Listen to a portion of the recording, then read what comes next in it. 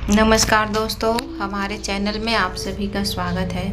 आप लोग ये कहानी कहाँ से देख रहे हैं कमेंट करके ज़रूर बताइएगा। कहानी पसंद आए तो वीडियो को लाइक, चैनल पर पहली बार आए हैं तो सब्सक्राइब करना नहीं भूलिएगा। चलिए कहानी की ओर चलते हैं। रामचंद्र जी और गोमती जी की शादी लगभग 50 वर्ष पहले हुई थी। शादी के 10 सालों तक उनके कोई संतान नहीं हुए। वह इलाज करा कर थक चुके थे, लेकिन उन्हें कहीं भी फ़ायदा नहीं हो रहा था। वह हर मंदिर, हर मस्जिद जाते, मिन्नतें मांगते कि मुझे एक संतान की प्राप्ति हो, लेकिन भगवान को कुछ और ही मंजूर था। 10 सालों के काफ़ी इंतज़ार के बाद उनके घर में 2 जुड़वा बच्चों की किलकारी गूंजने लगी। रामचंद्र जी और गोमती जी अपने दोनों बेटों पर जान लुटाते थे। वह दोनों उनका पालन पोषण बड़े अच्छे तरीके से कर रहे थे। उनकी परवरिश में कोई कमी नहीं रख रहे थे। रामचंद्र जी इतने तो अमीर नहीं थे, लेकिन फिर भी किसी तरह सब कुछ मैनेज कर रहे थे। जब रामचंद्र जी की शादी गोमती जी से हुई थी, तब वह केवल एक चाय की छोटी सी दुकान लगाया करते थे।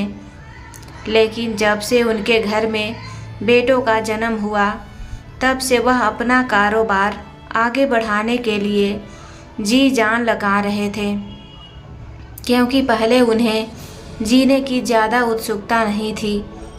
लेकिन जब से उनके घर में बेटों का जन्म हुआ, तब से उनकी नीरस जिंदगी में फिर से हरियाली ही हरियाली आ गई थी। अब दोनों अपने बेटों को देख रेख कर फूले नहीं समा रहे थे। देखते ही देखते उनके बच्चे स्कूल जाने लगे। रामचंद्र जी तो अपने काम में ज़्यादातर व्यस्त ही रहते थे। स्कूल से लाना और ले जाना, यह सारी जिम्मेदारी गोमती जी की ही थी। वह अपनी जिम्मेदारी बखूबी निभा रही थी और घर पर रहकर भी वह सिलाई का काम करके अपने पति के कामों में भी हाथ बटाया करती थी। बच्चे 8वीं तक की पढ़ाई गांव में ही रहकर किए। अब वह कॉलेज में आ चुके थे। अब वह आगे पढ़ने के लिए शहर जाने लगे। कॉलेज की पढ़ाई पूरी होने के बाद वह उच्च शिक्षा प्राप्त करने के लिए उनका बड़ा बेटा अमेरिका जाना चाहता था। तब गोमती जी ने कहा, बेटा, हमारी इतनी तो हैसियत नहीं है कि हम तुम्हें अमेरिका पढ़ने के लिए भेज सकें। यह बात सुनते ही रामचंद्र जी ने कहा कि गोमती, तुम कैसी बातें कर रही हो। हम अपने दोनों बच्चों को पढ़ाने के लिए जी जान लगा लेंगे। तुम बिल्कुल चिंता मत करो। मैं डबल मेहनत करके तुम्हें उच्च शिक्षा दिलाने के लिए अमेरिका ज़रूर भेजूँगा। तुम जाने की तैयारी करो। तब गोमती जी का बड़ा बेटा गौतम अमेरिका जाने की तैयारी करने लगा। अपना पासपोर्ट, वीज़ा सब बनवा लिया।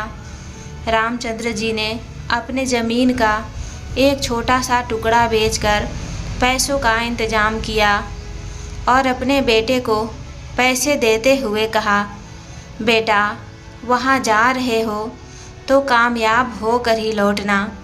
हम तुम्हारे लौट कर आने का इंतज़ार करेंगे। अब गौतम अपने इंजीनियर की पढ़ाई के लिए अमेरिका चला गया। वहाँ के माहौल में वह इतना रच बस गया कि उसे अपने माँ बाप के पास आने की ज़रूरत ही महसूस नहीं हुई। वह वहीं पर आकर एक लड़की से शादी कर लेता है। अपना परिवार बसाकर वहीं पर रहने लगता है। जब किसी तरह इस बात की खबर उनके माता पिता को लगी, तो वह बहुत दुखी हुए और सोचने लगे, जिस बेटे को पाल पोस कर हमने बड़ा किया, वही बेटा आज बिना बताए शादी कर ली और उसने बताना ज़रूरी भी नहीं समझा। देखते ही देखते उनका छोटा बेटा राहुल पुलिस विभाग में उच्च पद पर तैनात हो गया। राहुल के लिए अब अच्छे अच्छे घराने से रिश्ते आने शुरू हो गए।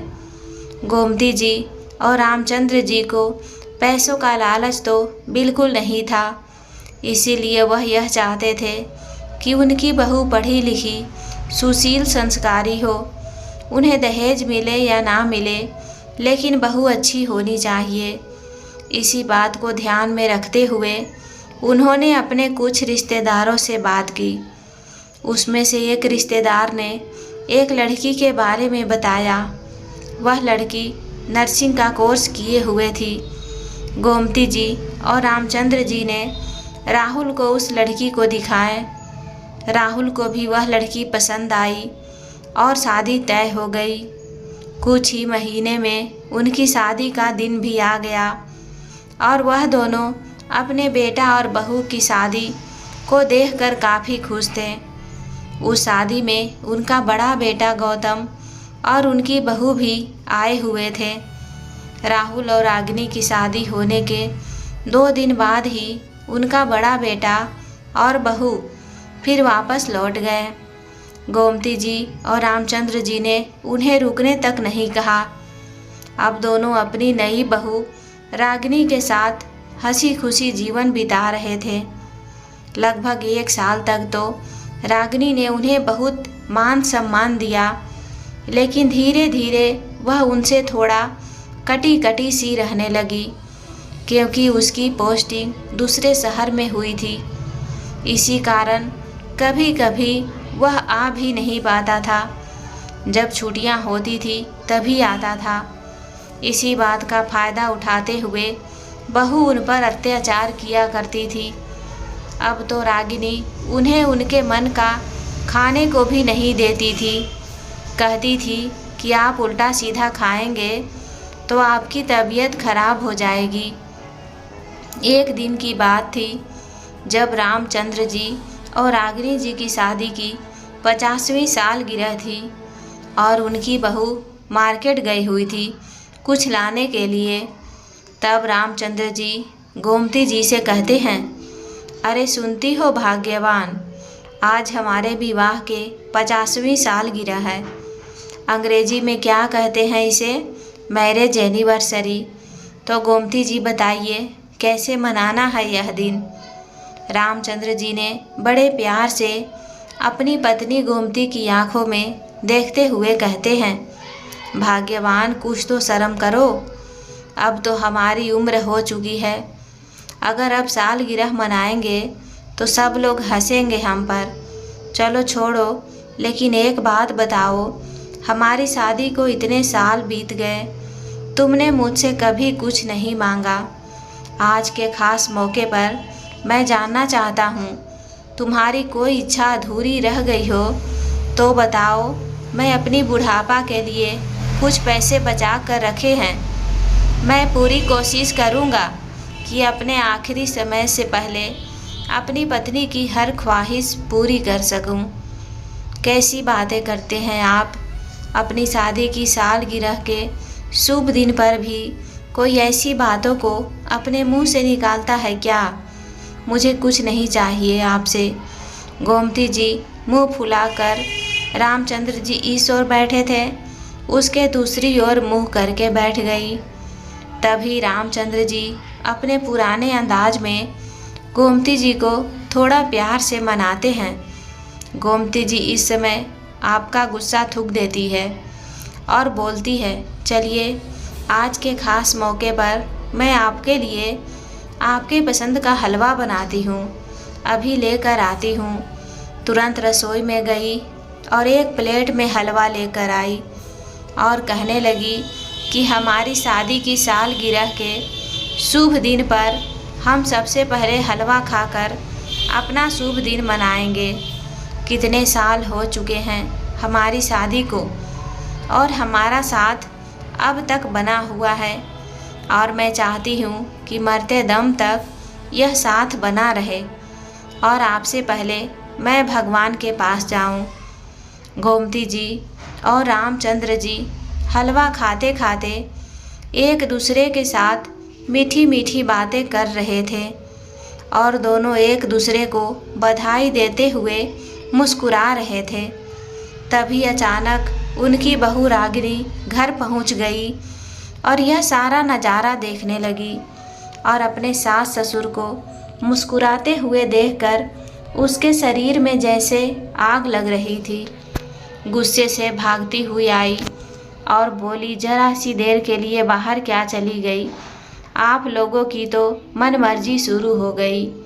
आपकी इतनी हिम्मत कि हलवा बनाया मुझसे पूछे बिना, मेरी इजाज़त के बिना मेरी रसोई में कैसे पैर रखा? अरे बुढ़ापे में भी आपकी जुबान का चटोरापन कम नहीं हुआ। थोड़ी देर के लिए मार्केट क्या चली गई? आप दोनों ने तो मज़े करना ही शुरू कर दिया। चुपचाप अपने कमरे में नहीं बैठा जाता क्या? मरने की अवस्था आ रही है और मेरे जाते ही तुम लोगों को पार्टी करने में मज़ा आता है। यह सुनने के बाद रामचंद्र जी से रहा नहीं गया। उनके शब्द का बांध टूट पड़ा और अपनी बहू रागिनी से बोले, यह घर तुमसे पहले हमारा है और हम इस घर में अपने मर्जी से रह सकते हैं और जो जी चाहे वह पका कर भी खा सकते हैं। तुम्हें ऐसे बोलने का कोई हक नहीं है। तभी रागिनी ने बड़ी बेशर्मी से अपने ससुर को धड़कते हुए जवाब दिया और कहा कि यह आप लोगों का घर नहीं है और यदि इस घर में रहना है तो आपको मेरे हिसाब से रहना होगा, वरना दरवाज़ा खुला है, आप लोग जा सकते हैं। आपका और भी एक बेटा है, आपका हमने नौकरी नहीं खाई है या फिर कुछ अलग से तो नहीं दिया है आपने। तभी गोमती जी सहमी हुई आवाज़ में बोली, बहू हमने ऐसा भी क्या कर दिया जो तुम इतना भड़क रही हो? हलवा ही तो बनाया है। इस बात पर रागिनी जोर से चिल्लाई, मुझसे पूछे बिना कैसे बनाया आपने यह हलवा? आपको यह मालूम नहीं क्या खोया कितना महंगा हो गया है? और फिर पैसे क्या पेड़ पर उगते हैं? और अगर हलवा बनाना ही था तो मेरे लौटने का इंतज़ार नहीं कर सकती थी? थोड़ा सा भी सब्र नहीं था? और फिर मुझे खोया से गुजिया भी तो बनानी थी। तुम्हारे पोते और बेटे को गुजिया बहुत पसंद है, अब मैं कैसे बनाऊंगी? हमेशा अपनी मनमर्जी करते रहते हो तुम दोनों। फिर गोमती जी बोली, बहू मैं ज़्यादा खोया का इस्तेमाल नहीं किया, थोड़े ही खोए से हलवा बनाया था, बाकी का हलवा फ्रिज में रखा है, इसीलिए ज़्यादा गुस्सा करने की ज़रूरत नहीं है। फिर रागिनी बोली, माँ जी मुझे पाठ पढ़ाने की कोई ज़रूरत नहीं है कि मुझे क्या करना चाहिए। मुझे तुम बूढ़े से राय लेने की कोई ज़रूरत नहीं है। बस मेरी एक बात कान खोल कर सुन लो, आगे से मेरी इजाज़त के बिना अगर मेरी रसोई में कदम भी रखा तो आपके लिए ठीक नहीं होगा। इस पर गोमती जी बोली, बहू हम अपने बेटे की कमाई खाते हैं, कौन सा तुम कमा रही हो जो इतना भड़क रही हो? और अगर थोड़ा सा खर्च कर भी लिया तो क्या बिगड़ गया? इतना सुनते ही रागिनी का गुस्सा 7वें आसमान पर पहुंच गया। रागिनी की माँ मीना जी दरवाजे पर पहुंची ही थी। उन्होंने सुना चिल्लाने की आवाज़ आ रही थी और वह दरवाजे से बाहर खड़ी हो गई और वहीं खड़े खड़े सारा नज़ारा देखने लगी। उन्होंने देखा कि रागिनी ने झटक कर अपने सास ससुर के हाथ से हलवे की कटोरी छीन कर नीचे फेंक दी। यह घर मेरा है और मैं इस घर की मालकिन हूँ और आपका बेटा वह पहले हुआ करता था, अब वह मेरा पति है और पति के हर चीज़ पर सबसे पहले उसकी पत्नी का हक होता है, ना कि उसके बूढ़े माँ बाप का। अब जैसा मैं कहूँगी वही सब तुम्हें करना होगा, अपनी मनमर्जी चलाने की ज़रूरत नहीं है। रागिनी ने चिल्लाते हुए अपने कमरे में चली गई। गोमती जी और रामचंद्र जी की आंखें भर आई और वह दोनों अपने भाग्य पर रोने लगे। गोमती जी और रामचंद्र जी के 2 बेटे थे। बड़ा बेटा का नाम गौतम था, छोटा बेटा का नाम राहुल था। घर की आर्थिक स्थिति ज़्यादा अच्छी नहीं थी, परंतु फिर भी उन्होंने अपने दोनों बेटे को दिन रात एक करके मेहनत करके दोनों को पढ़ाया लिखाया और पढ़ लिख कर बड़ा बेटा तो इंजीनियर बन गया, छोटा बेटा पुलिस विभाग में जॉब मिल गई थी। दोनों माता पिता अपने बच्चों की तरक्की देखकर बहुत खुश थे। पूरा जीवन अपने बच्चों पर वार दिया। बड़ा बेटा अमेरिका में ही एक लड़की से शादी कर ली और वहीं रहने लगा, जबकि छोटा बेटा राहुल पुलिस विभाग में उच्च पद पर था। उसकी जॉब दूसरे शहर में है, तो वह अपनी जॉब से जब छुट्टी होती तब आता था। गोमती जी, रामचंद्र जी अपनी छोटी बहू के पास ही रहते थे। राहुल अपने माता पिता से बहुत प्यार करता था, जबकि उनके बड़े बेटे गौतम को उनकी कुछ परवाह नहीं थी। वह केवल अपने गृहस्थी में ही रम गया था और अमेरिका में ही रहने लगा था। रागिनी को इसी बात का गुस्सा रहता था कि वह बूढ़े बुढ़िया की देखभाल अकेले ही क्यों करे। अपने सास ससुर को तंग करती रहती थी। रामचंद्र जी की आंखों से आज आंसू बहने लगे। वह सोचते हुए खुद को कोसने लगे कि उन्होंने अपने बुढ़ापे के लिए कुछ बचा कर क्यों नहीं रखा। उन्होंने अपने बेटों की पढ़ाई के लिए अपना घर तक बेच दिया और खुद कंगाल होकर इस कगार पर आ पहुँचे कि बेटे बहू के टुकड़ों पर रहना पड़ रहा है। दोनों पति पत्नी यह सब बातें सोच रहे थे कि तभी रागिनी अपने कमरे से निकलकर आती है और चिल्लाते हुए अपने सास ससुर से बदतमीजी से कहती है, अभी तक आप दोनों यहीं बैठे हैं, इतना भी नहीं समझ में आता कि फर्श पर गंदगी पड़ी हुई है तो कम से कम साफ़ ही कर दें। चलिए सासू माँ उठिए और जल्दी से फर्श पर पड़ा हलवा साफ़ कीजिए। बड़े आए साल गिरह मनाने वाले, और इस बुढ़ापे में भी इन दोनों को चैन नहीं है। रागिनी के बुजुर्ग सास ससुर डर गए और गोमती जी ने आंखों में आंसू लिए हुए फर्श को साफ किया और पोछा भी लगाया और अपने कमरे में जाकर फूट फूट कर आंसू बहाने लगी। और इधर बाहर दरवाजे के पास खड़ी रागिनी की माँ मीना जी यह सब देखकर अंदर तक हिल गई थी और उल्टे पैरों से अपने घर वापस लौट गई। घर आकर अपने घर के बरामदे में कुर्सी पर शांत होकर बैठ गई। वह अपनी बेटी के इस रूप को देखकर एकदम हैरान थी। उन्हें तो एकदम सदमा सा लग गया था। वह सोच रही थी कि मैंने तो ऐसे संस्कार अपने बच्चों को नहीं दिए हैं।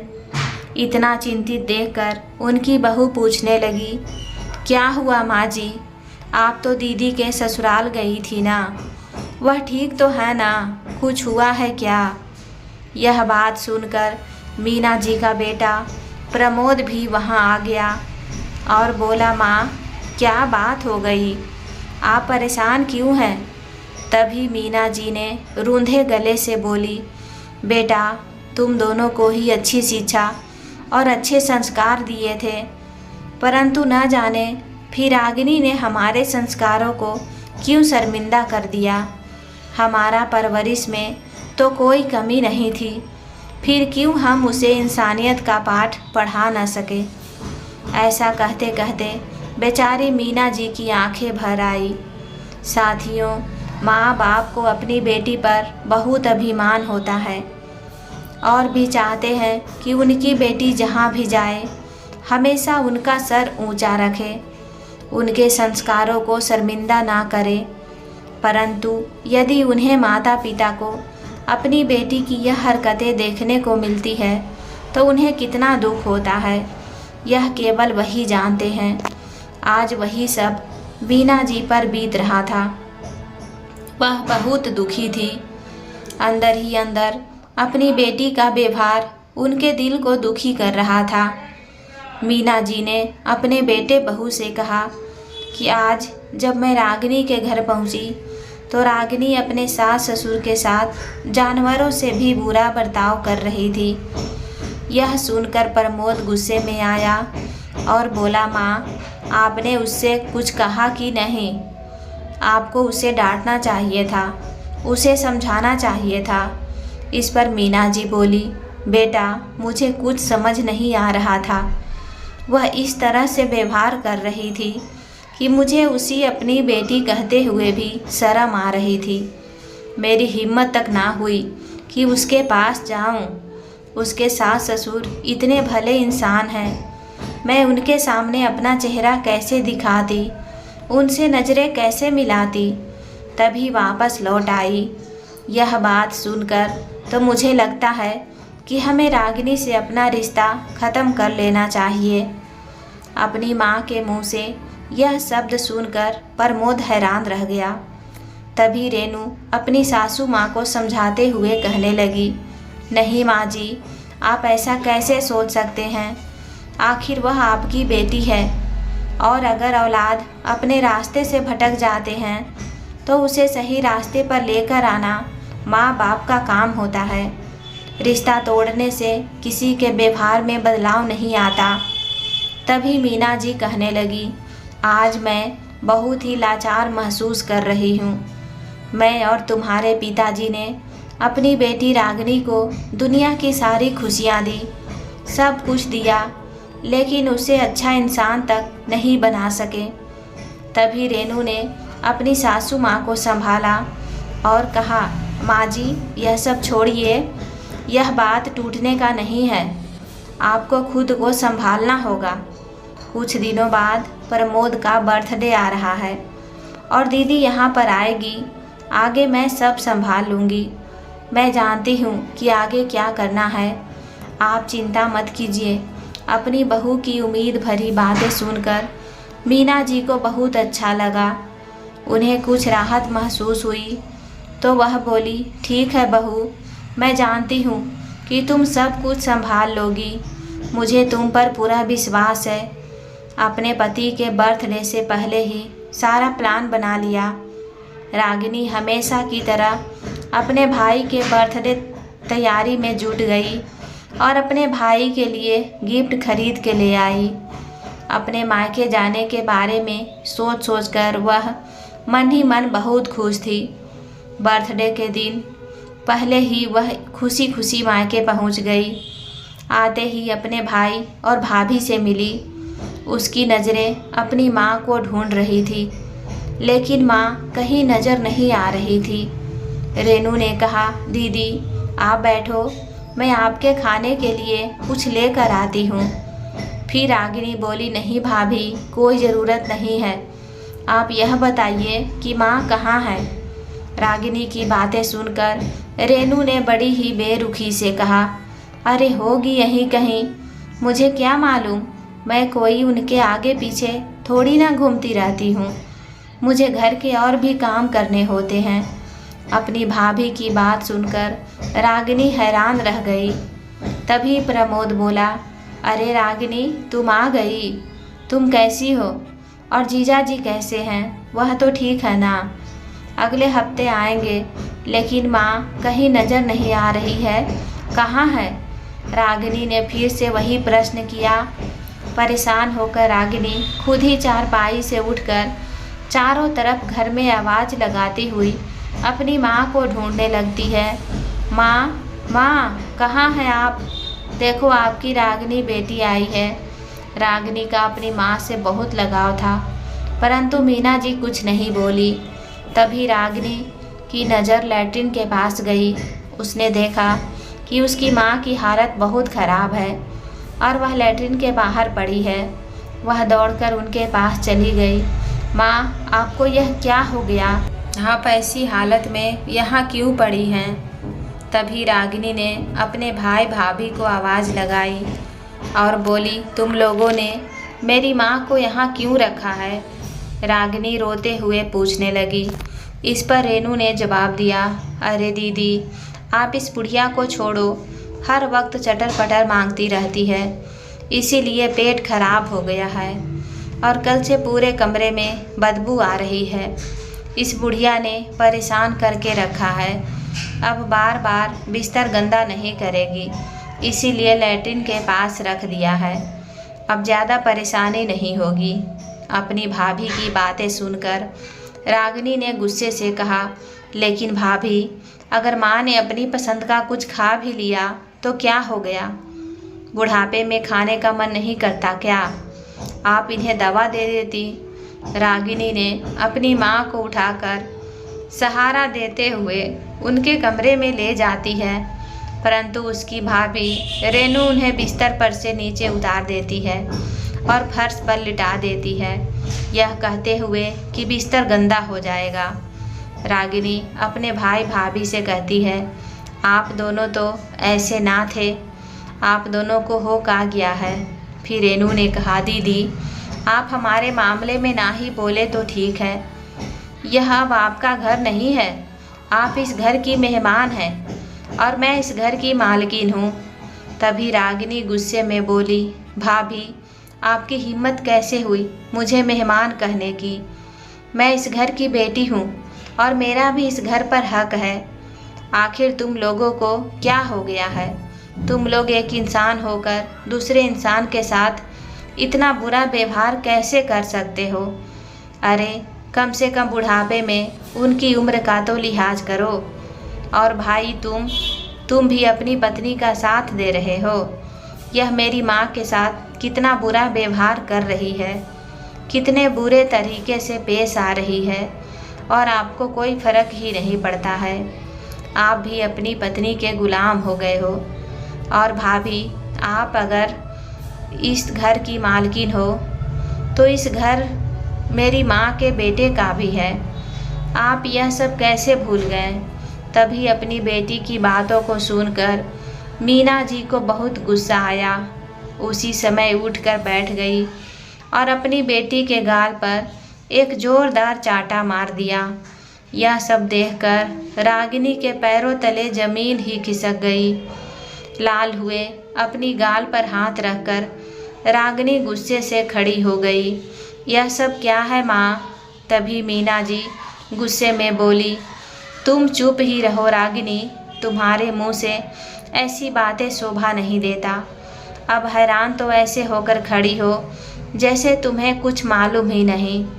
जिस इंसान की तू पत्नी है उस इंसान के माँ बाप के साथ यानी कि अपने सास ससुर के साथ गलत व्यवहार करती हो, उन्हें परेशान करती हो। यदि वह अपनी पसंद का कुछ खाना चाहे तो उसे उसके हाथ से छीन कर भी फेंक देती हो।